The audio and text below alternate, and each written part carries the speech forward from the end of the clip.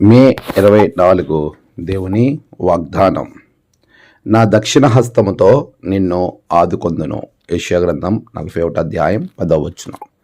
మన ప్రభువైన యేసుక్రీస్తు నామములో మీ అందరికీ ఉదయం శుభములు తెలియచేస్తున్నాను. ప్రియులారా, దేవుని మహాకృప మనలను ఎంతగానో బలపరిచి ధైర్యపరిచి ముందుకు నడిపిస్తుంది.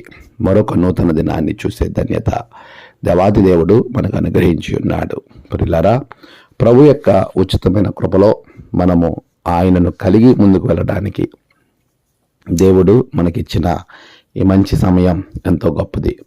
మనమందరం కూడా దేవుని యొక్క సన్నిధిలో మనల్ని మనము సరి చేసుకుంటూ ఆయనతో కలిసి ప్రయాణం చేసేవారంగా ఉండాలి. ఎందుకంటే ప్రభు మనల్ని ఎప్పుడూ ఆయన దక్షిణ హస్తంతో ఆదుకుంటాడు. ఆయన ఆదుకోవాలి అని అంటే ఆయన మనతో ఉండాలి. ఆయన మనతో ఉండాలి అని ఆశపడితే ఆయనకు నచ్చినట్లుగా ఆయన ఉండడానికి తగిన పరిస్థితులను మనము కల్పించాలి.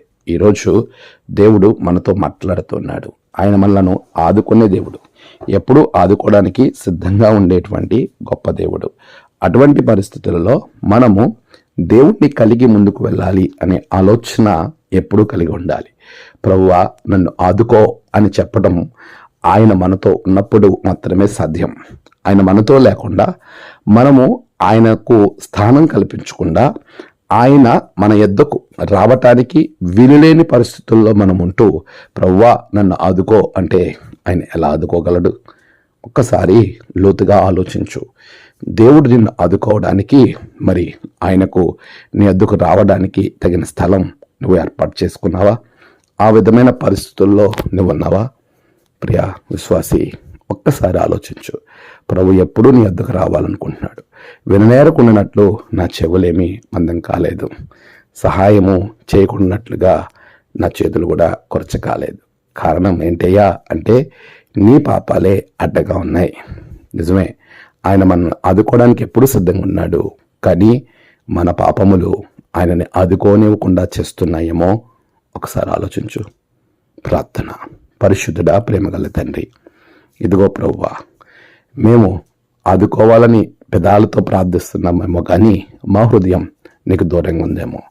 మమ్మల్ని మేము సరి చేసుకునే ప్రక్రియ మాకు అనుగ్రహించినందుకు వందనాలు. బిడ్డలను దీవించండి. నిత్యము నీ దక్షిణాస్తంతో ఆదుకోండి. ఆదుకోవడానికి వీలైనటువంటి ఆధ్యాత్మిక స్థితి బిడ్డలకు దయచేయండి. నేడు వారి ప్రయాణాలు, పనులు, తలపెట్టిన కార్యాల్లో గొప్ప జయము దయచేయండి. నేడు జన్మదినము, వివాహ దినము, ఆయా విశేష దినములు జరుపుకుంటున్న బిడ్డలను బహుగా దీవించండి.